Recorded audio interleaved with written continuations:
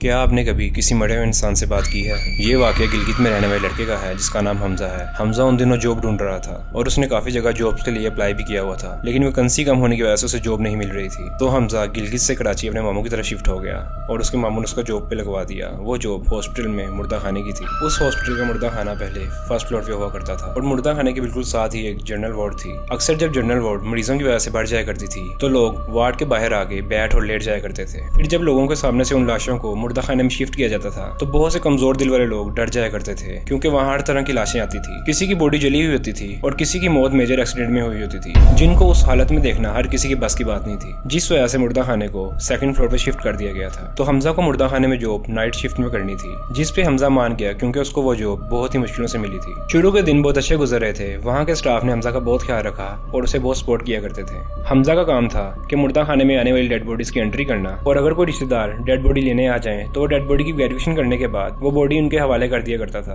मुर्दा खाने में रात के वक्त दो लोग काम किया करते थे, जिनमें से एक हमजा और दूसरा लड़का था, और वो लड़का काफी सालों से वहीं पे काम कर रहा था। एक बार बस एक्सीडेंट में 6 लोगों की मौत हो गई और बहुत से लोग जख्मी भी हुए थे। तो उन 6 लोगों की डेड बॉडीज और बाकी जख्मियों को हॉस्पिटल लाया गया।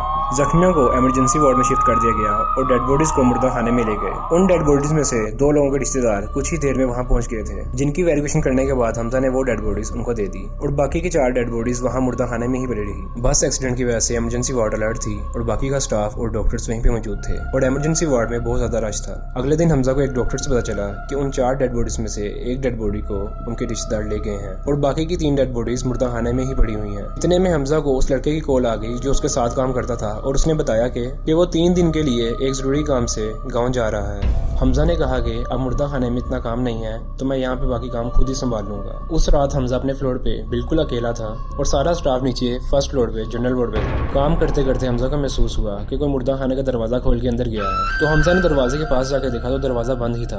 तो हमजा ने उसे अपना वहम समझा और वापस काम में लग गया। कुछ देर बाद हमजा को दोबारा महसूस हुआ जैसे कोई मुर्दा खाने के अंदर गया है। हमजा इसी सोच में दरवाजे की तरफ जाने लगा कि वो तो इस फ्लोर पे बिल्कुल अकेला है, तो मुर्दा खाने के अंदर कौन जा सकता है। वो जब दरवाजे के पास पहुंचा वो दरवाजा पहले की निस्बत थोड़ा खुला हुआ था। हमजा ये देख के हैरान था। वो डरते हुए मुर्दा खाने के अंदर गया और उसने ये देखने के लिए कि अंदर कौन है, मुर्दा खाने की लाइट्स ऑन किया, लेकिन उसे अंदर कोई भी नजर नहीं आया। हमजा ने पूरे मुर्दे खाने को अच्छे से देखा लेकिन अंदर कोई भी नहीं था। हमजा इसी सोच में वापस अपने कैबिन में आकर बैठ गया और कुछ देर बाद हमजा को अपने घर से कॉल आई। वो कॉल अटेंड करने के लिए अपने कैबिन से बाहर निकला और सीढ़ियों के पास चला गया। कुछ देर कॉल पे बात करने के बाद हमजा की नजर एक आदमी पर पड़ी जो कि सीढ़ियों पर बैठा हुआ था। हमजा ने उस आदमी से पूछा कि आप यहाँ पर क्या कर रहे हैं, क्या आपका कोई जानने वाला इमरजेंसी वार्ड में है? तो उस आदमी ने जवाब दिया कि नहीं, मेरा कोई जानने वाला इमरजेंसी वार्ड में नहीं है, मैं तो यहाँ पर बैठा अपने घर वालों का इंतजार कर रहा हूँ। तो हमजा ने उस आदमी को कहा क्या आपने अपने घर वालों से राब्ता किया है? तो उस आदमी ने बताया कि मुझे यहाँ पर 2 दिन हो चुके हैं, अब तक तो मेरे घर वालों को पता चल चुका होगा। तो जब हमजा ने उस आदमी से उसके घर वालों के बारे में पूछा तो उसने कोई जवाब नहीं दिया। फिर हमजा ने उस आदमी से कुछ देर बात की और वापस अपने कैबिन में आकर बैठ गया।